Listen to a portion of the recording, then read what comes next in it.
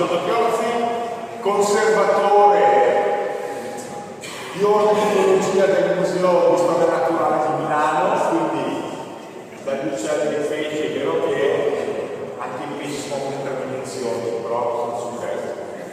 Ha già presentato alcune volte all'interno del 20 la sua ricerca sull'anarchia, questa cittadina della diversità. Oggi abbiamo un nuovo aggiornamento perché il lavoro continua. Lo conosciamo già e quindi ti lascerei subito la parola. Prego. Grazie Livio e grazie a tutti.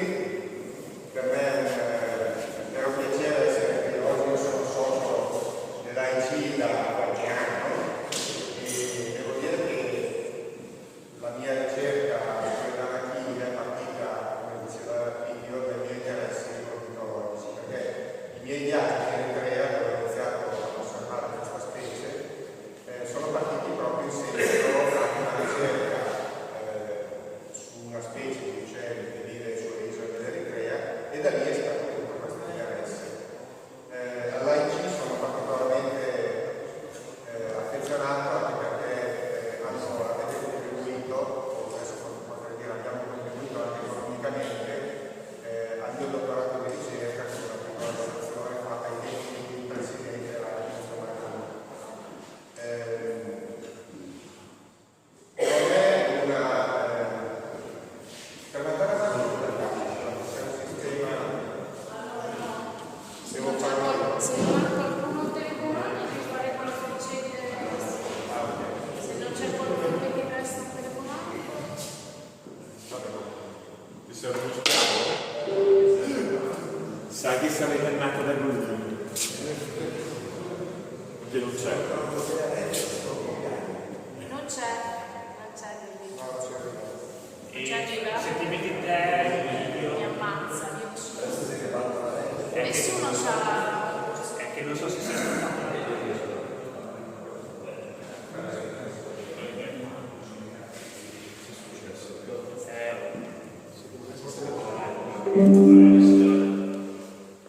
Non bisogna avvertire.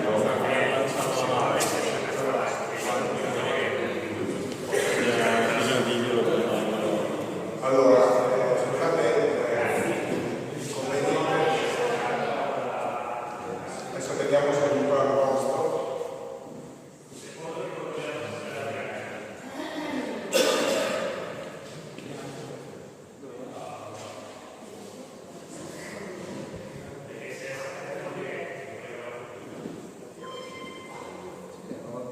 Ecco la cosa.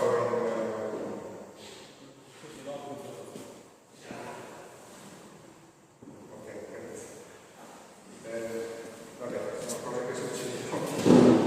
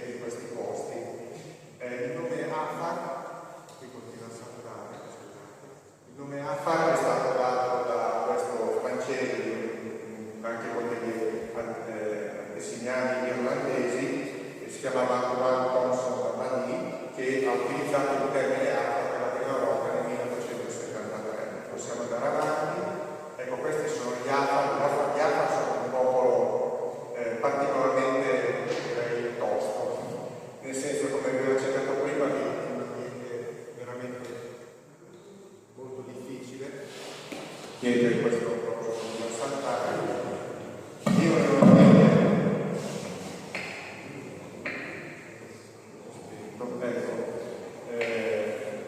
sono pastori nomadi, ma alcuni si sono sedentarizzati nelle zone, per esempio nel nord delle persone d'Ankara, quindi nel sud dell'Eritrea, dove alcune aree dove queste popolazioni vivono sono bagnate dall'unico fiume permanente esistente nelle persone d'Ankara, che si chiama fiume Lagali.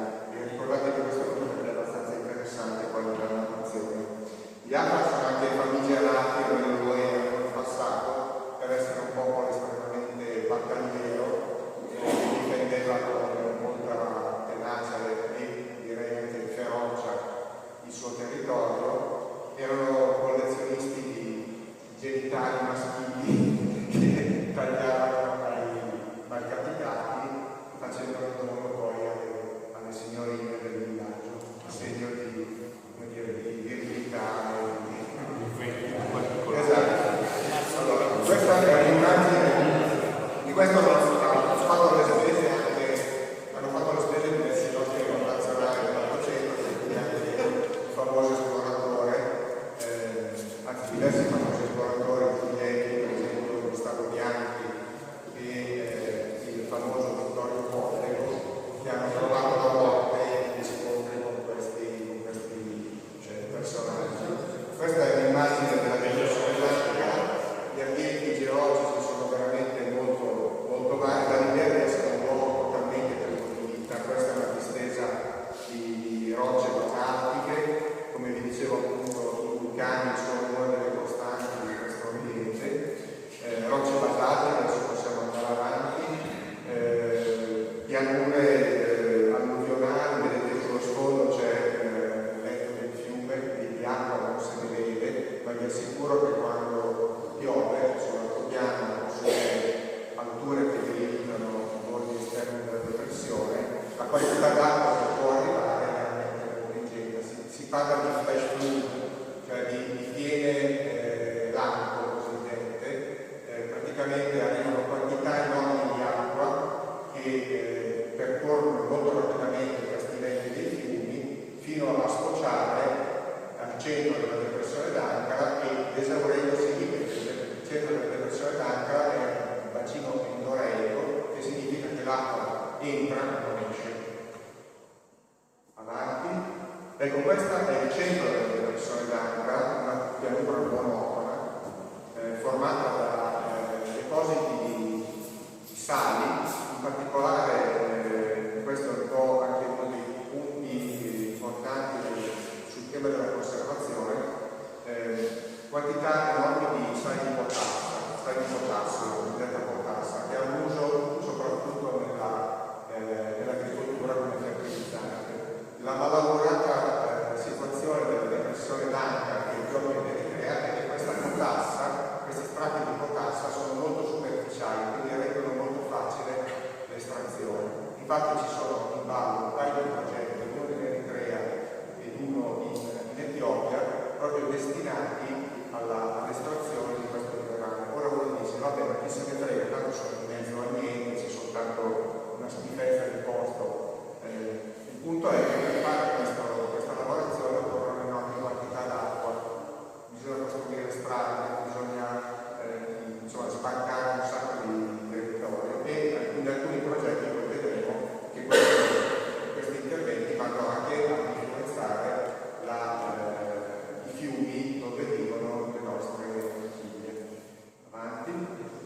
Ecco, questo vi dà l'idea di come sia il terreno attraversandolo lì. Questo è uno degli molti eventi in cui ci siamo trovati impantanati, ci siamo impantanati nelle persone d'Ankara, nei luoghi più aridi della terra, ci siamo anche insabbiati in questo altro discorso, ancora avanti. Ecco, interessante dal punto di vista zoologico la presenza di alcune specie bandiera della conservazione, tra queste c'è l'asino selvatico somalo, l'Equus africanus, dove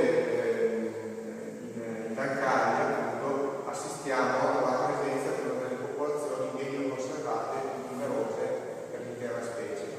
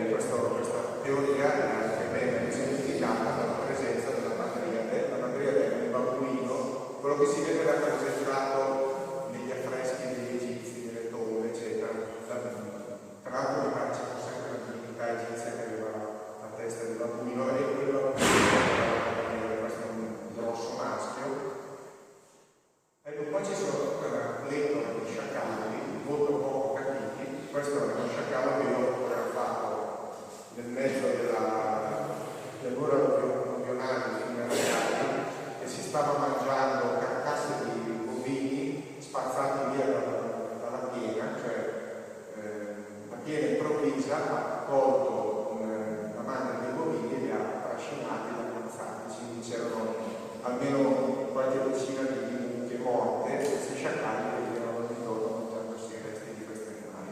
Come vedete, questo è uno sciacallo un po' strano, nel senso che ha queste zampe molto lunghe, non si capisce bene. Fino a poco tempo fa si pensava che gli sciacalli africani fossero Canissaurus, cioè lo sciacallo dorato. In realtà ultimamente si è capito che il Canissaurus, cioè lo sciacallo dorato, è in realtà una specie tipicamente asiatica, mentre in Africa c'è qualcosa di diverso.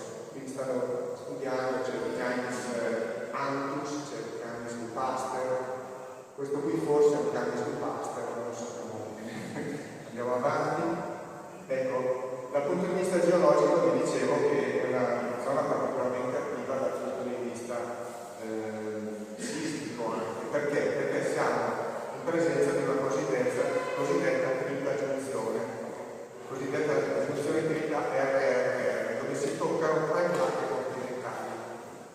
In realtà si toccano ma si stanno separando, e questo ovviamente causa un'intensa attività sismica. Io stesso sono stato testimone di una scossa tellurica mentre ero a Massaua, mi stavo facendo una doccia dopo essere stato una settimana sulle isole d'Arak, e a un certo punto ho sentito un'esplosione. L'esplosione era semplicemente una scossa di terremoto.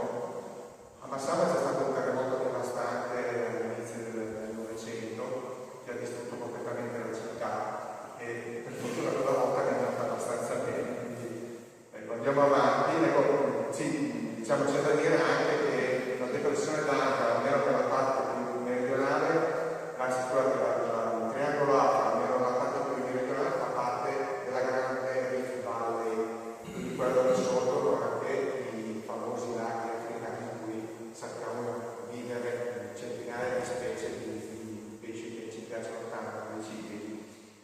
La parte, diciamo, più settentrionale della depressione d'Anca invece appartiene ad un altro rift, che è quello che interessa il Mar Rosso e il Medio Oriente.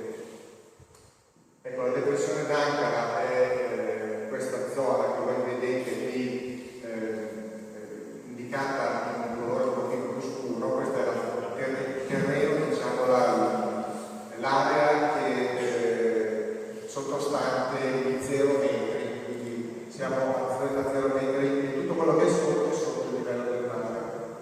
Nella depressione d'Ankara, in corrispondenza dei laghi Sale, un pochino più a nord del lago Sale, ce lo chiamo Sale, lì si raggiungono i meno 120 metri sotto il livello del mare.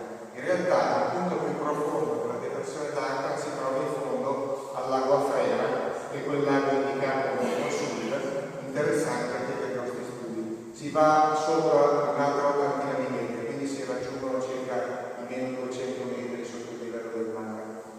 Andiamo avanti. Ecco, appunto, parlando di vulcani, il vulcano più importante è questo grande vulcano a scudo, quindi un vulcano simile a quelli che si trovano alle isole Hawaii, dove esiste questa caldera che meta tra l'altro anche di visite da parte dei turisti. Bisogna fare delle vatacce, una camminata enorme per arrivarci, così si vede lo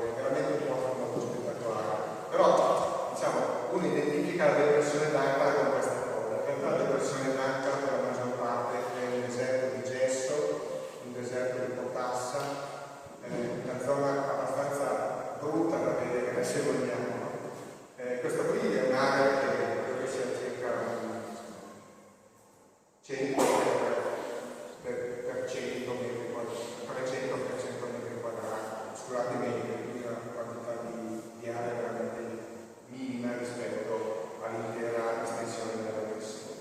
Andiamo avanti. Ecco, come si è formata la depressione d'acqua? A un certo punto, alla fine del Pleistocene, c'è stata, quindi parliamo di circa 1 milione di anni fa, no, il Pleistocene forse un pochino meno, comunque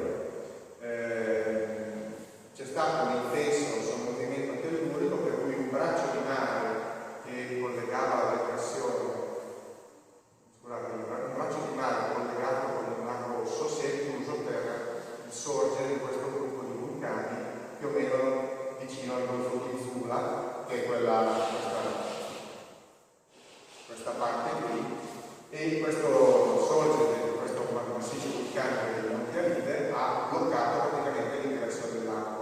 Il disseccamento della depressione è avvenuto in tempo relativamente rapido e a un certo punto ci troviamo di fronte quindi ad un luogo completamente inaridito, privo d'acqua, a parte il fatto che esistevano delle sorgenti provenienti dalla falda freatica che continuavano a buttare acqua dolce, arricchita di sali, perché scorrendo sul fondo della depressione, che era praticamente un enorme blocco di sale, parliamo di alcuni punti di profondità che raggiungono qualche chilometro di sale, si arricchiva di sale di eravamo in presenza di acque leggermente salate e salvate. Andiamo avanti. Ecco, come potete vedere, qui abbiamo due tipi diversi di archeologie. Sul fondo vediamo uno strato di evapori che è quella zona piatta che abbiamo visto dove c'era la macchina impanata, e nella parte un pochino più sopraelevata la formazione di gesso. Sono tutte e due il risultato della presenza in antichità dell'acqua di mare umana. Andiamo avanti.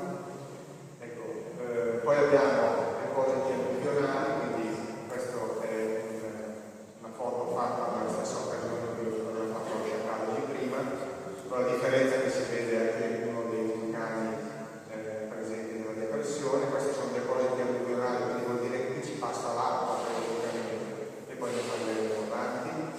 Qui abbiamo invece dei depositi di conglomerati, insomma qui era chiaramente presente un fiume, però questo punto non c'è più, quindi sono rimaste però tracce della sua presenza. Andiamo avanti. Ecco, poi ci sono questi corsi d'acqua endorreici vuol dire appunto che hanno una sorgente, un'origine in gran parte dovuta al fatto legata alle piogge. I fiumi si gonfiano, arrivano fino al centro della depressione d'acqua e lì vengono assorbiti dal suolo, praticamente non trovano sbocco verso il mare o verso il mare. Uno di questi fiumi è uno dei fiumi di cui avete sentito parlare, il fiume Sciucorai. Questa è un'immagine del fiume Sciucorai. Parliamo di un fiume, in realtà è oregano.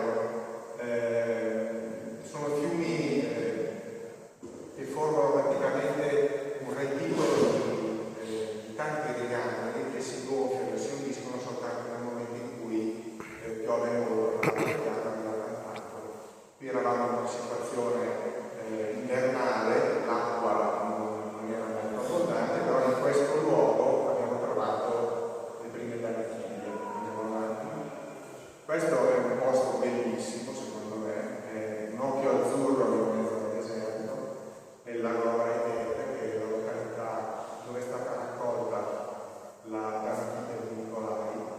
È un bacino di circa 10 ettari, quindi veramente piccolo, bordato di canne palustre vulcanici, circondato dal deserto, ed è il cratere del vulcano che viene alimentato costantemente dall'afflusso di acqua proveniente da sorgenti sotterranee, caldissime, anzi, in qualche caso. Il lago rimane più o meno sempre allo stesso livello perché l'afflusso di acqua viene compensato dalla fortissima evapotranspirazione cui si assiste all'interno della depressione. Avanti. Questo invece è un altro lago, questo è il cosiddetto lago di Graben, cioè un lago che si è formato in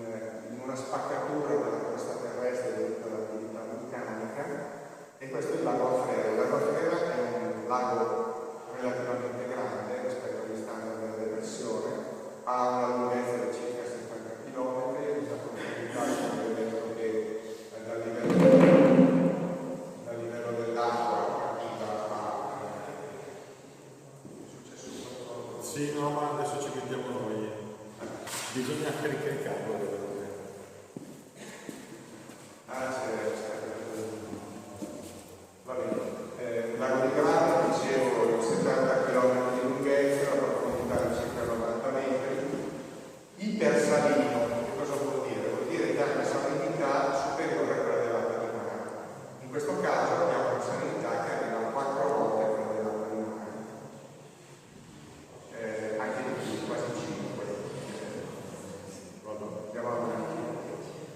Questo è un altro ambiente frequente intorno al lago Afrera. Questa è una sorgente idrotermale ed è un altro dei luoghi che vivono in Arachina. Nel lago Afrera non vivono in Arachina, almeno per quanto ne sappiamo, se non occasionalmente riescono a spostarsi quando seguono, in occasioni molto particolari probabilmente, cioè quando il vento non è eccessivo, quando è estremamente raro, quindi non si formano onde che riescono l'acqua e da una sorgente all'altra possono passare dei piccoli pesci, dei giovani in Arachide, trasferendosi da una sorgente all'altra.